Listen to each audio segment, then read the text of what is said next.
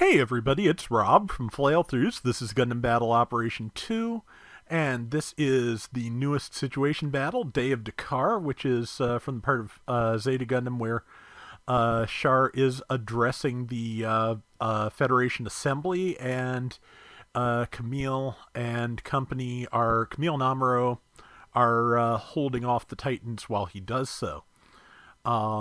This on the AUG side, we have got a Zeta Gundam, DJ, and three Nemos, one of which has the 170mm cannon, which I'm pretty sure was never seen in Zeta. Titan's side is two Ashimars, Jared's Byerlant, a Hyzak, and a Marasai using the Fedaian rifle, which I don't think it ever did in Zeta. I think that was a unicorn thing. So yeah, a little bit off the books here, but doesn't really matter. But yeah, Zeta Gundam, of course, is a 600 transforming general. Also, one of my favorites because it has, really good. It's just really good at maintaining a constant offense, in my opinion. Besides, the beam rifle hitting relatively well, it's got the grenades, and the reach on that beam bayonet will get you, a long way, literally and figuratively. Let's see. Just try it. Yep, got it with the grenades. Unfortunately, that is the Byerlant, so yeah, I'm dead. Because Byerlant has really good melee power. So, just gonna assume that's payback for my comment about Jared in one of the videos the other day. So, but yeah. But besides all of the things Zeta can do, just as a mobile suit, of course, it can transform into Wave Rider mode, and it's the beam guns. Beam guns what? Beam guns in its hip armor can have a fair amount of build, stun, and damage, so you can basically run somebody down with those, stun them, and ram them, which, of course, if the Zeta is low enough on health, it goes into biosensor mode and gets a really big bonus to its collision damage in Wave Rider mode. So, yeah, and right now, that's the other thing that's really good about the beam bayonet. It is a really linear poke, so you can very frequently land hits without colliding with allies, like I just did with the normal beam saber with that Nemo there. Just kind of, when I saw everybody surrounding that, backed off a little bit. And again, know your melee patterns, and you can, get pretty much anybody out of the air. And we spent a little time here trying to take this point. I forget whether we ultimately get it or not, but it's definitely an adventure. I should have been using my bayonet for this, honestly. But, somebody, number 3, took out the infantry. Here is another one. And I am just going to go for it a little bit before their iframes wore off, but then I just walked over them. And now I am fighting the Byerlant while they take the point, hopefully. There's still 2 of them on it. They've taken out a fair number of pilots. Generally, once 2 or 3 pilots die, the next step is to just try and spawn in your mobile suit and take them down before they can take the point, which unfortunately seems to have worked out for them. I'm not sure where the Byerlant okay, the Byerlant just snuck past me on the left.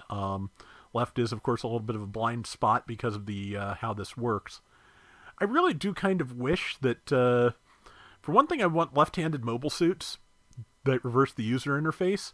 For another, I want, it would be nice to be able to do the Transformers Cybertron series thing of being able to switch which shoulder the camera was over.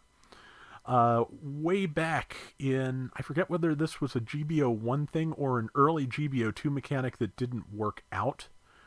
There was a cover mechanic where if you walked up to against a wall and pressed circle, you could basically, how do I describe it? Basically go flush with the wall and shoot around it if you were lucky.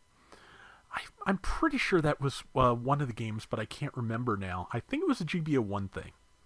But there have been a few mechanics in GBO2 that did get taken out, like the ability to ride on allied mobile suits, which I kind of feel like could come back. There are definitely situations where it's useful, but I think obviously there must have been some way in which that was being either abused or just the context for that was interfering with support fire or what have you. So, of course, now that support fire is a different button, support fire used to be hold circle instead of hold square on a PlayStation controller. So you could bring that back without confusion now if you wanted to.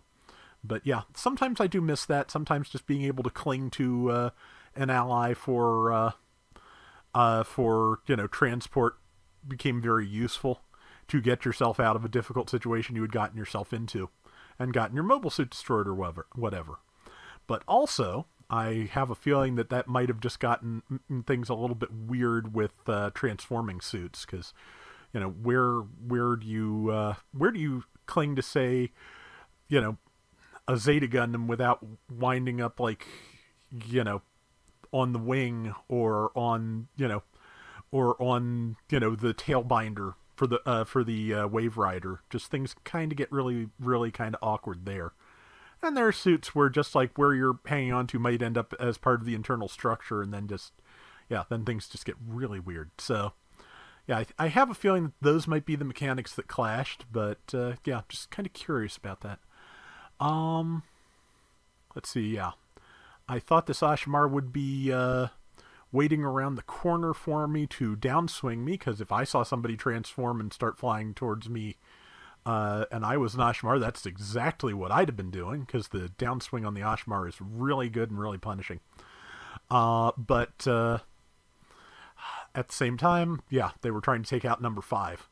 I am worth probably 1.5 number 5s, assuming that's not a higher level Nemo, which it could be.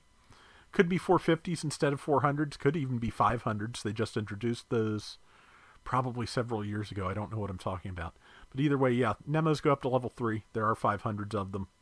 And, and yeah, that's the Ashimar downswing. The only reason I am not flat on my face is because it was just the right amount of damage for Biosensor to kick in.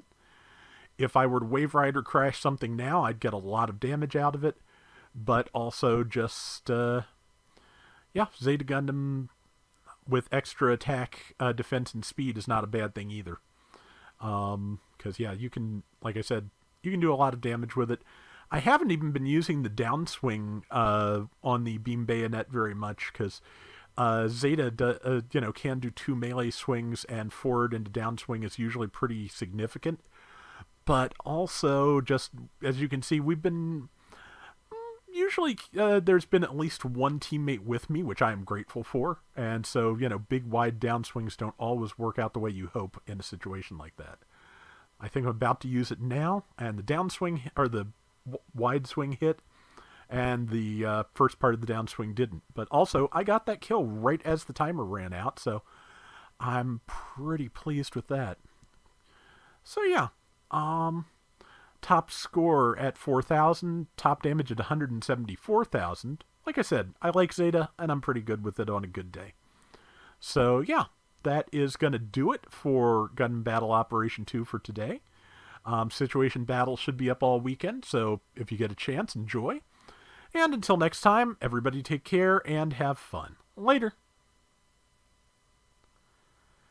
Yeah, I'm trying to think about it. I think the cover mechanic was a GBO1 thing, and just getting it to work right in that never quite happened.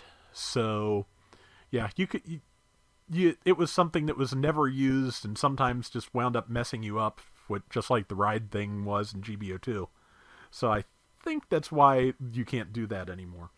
I could be remembering correctly, I could not, but, there's probably footage somewhere far enough back in the channel of me using the cover mechanic where and whenever it happened to, see what that was like.